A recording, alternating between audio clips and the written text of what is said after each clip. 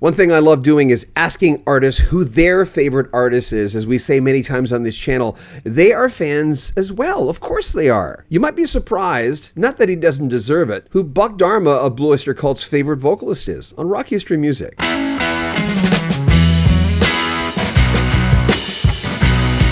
Blue Oyster Cult, a pioneering American rock band, was formed in 1967 in Stony Brook, New York. Their initial name was Soft White Underbelly, and their classic lineup included Donald "Buck Dharma" Rozier on lead guitar and vocals, Albert Bouchard on drums and vocals, Alan Lanier on keyboards and rhythm guitar, Eric Bloom on lead vocals and guitar, and Joe Bouchard was the bass player and a vocalist. Their lineup included so many genre bends: heavy metal, psychedelic, progressive rock, and in the beginning garnered a real good cult following in the New York area. But they soon caught the attention of manager Sandy Pearlman. He helped them secure a deal with Columbia Records, and their self-titled debut album was released in 1972, showcasing their electric style and darkly poetic lyrics, laying down the groundwork for their future success. Even non-Blue Oyster Cult fans would know the album Agents of Fortune, which of course featured the iconic lineup. It was the band's fourth studio album, released in 1976, and it was a major turning point in their career. This was the time where the band embraced a more polished and accessible sound, blending hard rock and pop sensibilities. Agents of Fortune became a huge commercial success, largely due to that song, which would later be known as the Cowbell Song, which we'll get into in a second, that would be featured on Saturday Night Live, giving it a whole new life. Don't Fear the Reaper. Written by Buck Dharma, the song has a haunting melody and existential lyrics. It captured the imagination of a large audience. Don't Fear the Reaper reached number 12 on the Billboard Hot 100 and remains a staple on classic rock radio. Another was Godzilla, released in 1977 from Spectres. Godzilla is sort of a tongue-in-cheek tribute to the famous Japanese monster. It, again, was written by Buck Dharma, and the song features one of those real driving riffs, powerful lyrics, describing the creature's destructive rampage. It became a fan favorite, and it's known for its powerful guitar solo. It's also really catchy. Burnin' For You from 1981 and Fire of Unknown Origin, another huge song for the band. It was co-written by Buck Dharma and Richard Meltzer. And this song is what this band does really well when they want to get a bit more commercial, giving it a melodic rock approach and introspective lyrics. The track became a top 40 hit, reaching number 40 on the Hot 100, and was bolstered by a heavy rotation on MTV. Overall, Blue Oyster Cult's legacy is firm in the rock and roll history books, combining some great pop at times, a lot of rock, and metal genres. The band was always well known for complex arrangements, fantastic lyrics, and a willingness to experiment. That's what set them apart from their contemporaries. To you, who is the greatest rock vocalist of all time? That's tough. You know, who comes to mind is Robin Zander. You know, I think he's as good as anybody. And I would like to hear Robin sing some more challenging material. But every time he opens his mouth, I'm down. You've met a lot of people through the years, and you've hung out with a lot of people. And outside of the band, who do you consider? Who is there someone that you'd met? You go, now there's a rock star. Do you even think that way? Where some people said, "Oh, I met Alice Cooper," or "I met Brad Delp of Boston when he was alive," or whatever. But do you have someone that, if I asked you, who's the rock star guy who kind of lives it? I don't know. I thought Kiss were really good rock stars. And I met Kiss, back when they were starting out. But they understand what it's like to be a rock star. At the peak of our rock stardom, I personally felt a little uncomfortable in that persona. I don't think I was ever cut out to be, the larger than life person. And when you talk to Alice Cooper, Alice Cooper's a great rock star, but off stage he's just Alice. He's just a regular guy like we are. If I Fell, the Beatles, you chose to end it with that. Tell me about your cover of that. It's beautiful. I love it. Yeah, that was from the time period when Kasim Sultan was on bass and vocals, and we would warm up with that song in the dressing room, just to get our vocal cords going. We'd just sing some harmonies and get everybody in on it. So we had done a TV special for the 40th anniversary of Ages of Fortune, and that's one of the things we'd done as a video. There's a video on it too, but it was just the band members and two acoustic guitars, me and Richie, and Jules played a cajon drum, and it just laid fallow for a while because I guess there was some rights question that the TV people didn't want to have to pay the Beatles or something. I don't know. Those some it wasn't not our decision. But anyway, so when Ghost Stories came up, they said, why not put this on, even though it's the oddball track? So we did. Was there a starstruck or a few starstruck moments because you guys toured with people, you got backstage with where you saw someone you went, I can't mean Ringo might have been one. Other moments where you saw someone where the little kid in you came out. Yeah, yeah. Well, I mean, I played with Jeff Beck many times, and every time I would get tongue-tied.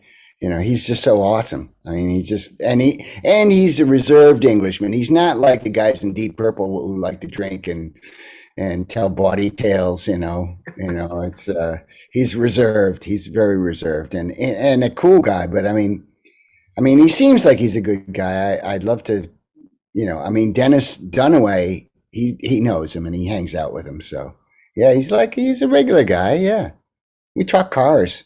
Tell me about touring with Alice Cooper there in the early days. I mean, that must have been a big shot in the arm. Yes. The first tour we did was with the Byrds. Yes. And we love the Byrds. The Byrds are an American classic, band. But the Byrds fans did not like us. It was like, get off. Yeah. You suck. But that was only about 8 shows. And then finally after that, we did we saw Alice Cooper and said, this is very interesting. It's different. And it sounded better than I ever thought it was going to. It was just, they were so organized and the show was so tight. It was amazing. So we did about 20 shows with Alice Cooper. As that was our second tour. And from the first note of the first that we played on stage, the crowd went crazy. Yeah. I mean, it was like night and day, between the Byrds fans and the Alice Cooper fans. I mean, first of all, the Alice Cooper fans were like young. Their single was I'm 18. So it was everybody who's a teenager that wasn't 18, but wanted to be 18. Yeah. Well, looking out to the crowd is like, wow, these people are excited. They're pumped up. And from the first note that we played, it was like night and day. They loved us. We loved Alice guys. I still work with Dennis Dunaway. Is that right? The original bass player. Yeah. Yeah. Dennis has been my friend for 40 years. Well, speaking of that, friends, and you're mentioning a lot of people here, and I'm going, people always say, wow, we got in the room with that person. Oh, we toured with that person. I'm going, you do the work, you get there. I believe in luck, but you got to do the work. You've got to be able to, be cool, get along with people. Through the years, what has been for you? I mean, obviously, you must have become friends with, who's the guys who, through the years that you really connected with outside the band? Well, I can tell you a little story. I went to see Metallica. This is about 1995. Who recorded one of your songs? And I didn't even know if they knew who I was. Yeah. But I got a backstage pass, and we're all waiting. They had everybody held up in the catering room. Right. Everybody was in the catering room, and so I had the nice sort of management pass. Everybody else had to wait in there. So I'm walking down the hall, and I look over and there's the bass player from Metallica. And I said, Jason, it's Joe Bouchard. He says, "You're Joe Bouchard?" And he grabs my hand. He would not stop. He would not let go of my hand. That's got to feel good, man. That's got to feel good. I was like, and they were just in front of 20,000 people, and everybody's going crazy, you know. But I felt like I'm not really anybody. I'm just some guy hanging out backstage. So I said, "Jason, come on down to the catering room. I'll introduce you to the whole room. You know, you can sign some autographs and talk to my friends." Yeah. And all my friends there from the guitar workshop were there. And he's sitting down and says, "That guy meant so much to me." So 2 years later, they record my song. They do a song I co-wrote with my brother and our manager, Sandy, Astronomy. And it changed my life. It really changed my life. I was doing all kinds of different things at the time. I was working in a publishing company. I learned the book business.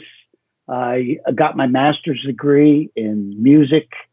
You know, doing things, all of this kind of crazy stuff that I wanted to do. Go back to college. I've heard Rivers Cuomo went back to Harvard after he was a rock star, so I felt like I'm kind of following in Weezer's footsteps. Yeah, I was just listening to their version of Astronomy this morning. Yeah. Oh God, is that good? Yeah. I mean, some of the fans still love the original version better, but to me, they did a brilliant job. I love James. Gives the hair stands up on the back of my neck when I hear James singing. You know, the melody that I wrote while I was walking on the beach. Oh, Walk of Fame. Now, was that your idea? Was that your lyrics? Yes. Is that you looking at fame just from your perspective? Absolutely. Well, there was an incident where one of the stars on the Walk of Fame was vandalized, and I won't mention the guy. I know who the guy is, but it was Anyway, go on. It's okay. But it wasn't vandalized once; it was vandalized twice. And, you know, and I think it's actually been vandalized a few times after that. They built a wall around it. They built a wall around the star. So anyway, I'm thinking about that, and I'm thinking about this sort of quest for fame, and, you know, how that's more important than money. Yeah. To have that fame, you know. So it was a lot of fun, and Mickey plays great drums on that. I'm really proud of that song, you know. How'd you get the first drum kit? The very first gigs that I played, the first gig I borrowed a few drums from the music teacher at the school. And then the next gig I borrowed, there was a guy who played drums with my uncle, and I borrowed his drum kit.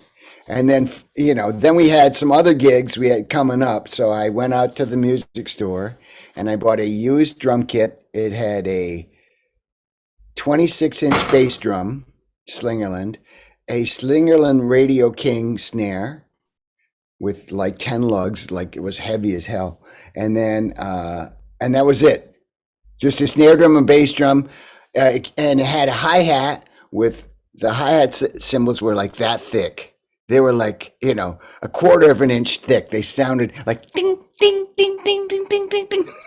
It was like awful. They're awful. Just the worst, you know. And then I had a splash cymbal. Yeah. No ride, just hi-hat, a terrible hi-hat, a terrible splash, and a snare drum and a bass drum. And what would you tell him now, if you could? If you could tell him anything, what would you tell him? That kid there. Oh, wow. And what kind of a kid was he?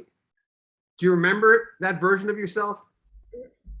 Yeah, I was probably more confident than I had a right to be. That's normal.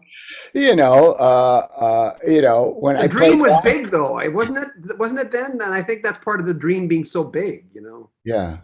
I had a vivid imagination. Right. I sometimes would struggle in school because I would be daydreaming. I just couldn't follow the teacher. I'd start looking outside and thinking about that baseball game that I'm going to play, you know, and I got to try and hit a home run this time. And, oh, that guy called me out, and you know, I'd be thinking about all this other stuff. And then the teacher would say, Albert, what's the answer? And I'd be, I wasn't paying attention. I'm sorry.